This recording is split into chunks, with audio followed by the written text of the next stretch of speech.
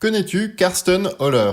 Karsten Holler est un artiste belge né en 1961 à Bruxelles. Formé en biologie et en psychologie, il intègre ses connaissances scientifiques dans son travail artistique pour créer des expériences sensorielles et ludiques. Sa démarche repose sur l'idée de l'interaction et de l'expérimentation. Ses installations visent à perturber la perception et à éveiller la curiosité du spectateur. Une de ses œuvres les plus célèbres est Test Sit de 2006, présentée à la Tate Modern à Londres. Il y installe de grands toboggans. Chacun d'entre eux offre une expérience unique. Certains sont plus raides et rapides, d'autres sont plus doux et plus longs, transformant ainsi l'espace en un terrain de jeu participatif pour adultes. Le titre Test Sit fait référence à l'aspect expérimental de l'œuvre, mais aussi à l'idée que le musée lui-même devient un terrain d'expérimentation pour les perceptions humaines. En permettant au public de se déplacer dans un espace d'une manière aussi inhabituelle, Holler met en lumière la relation entre l'espace et les individus. Les spectateurs deviennent, de fait, des sujets d'expérimentation, confrontés à des sensations inhabituelles et physiques qui les incitent à interagir différemment avec l'art. Holler est aussi l'auteur de Upside Down Mushroom Room, datant de 2000, une installation immersive où des champignons géants disposés à l'envers suspendus au plafond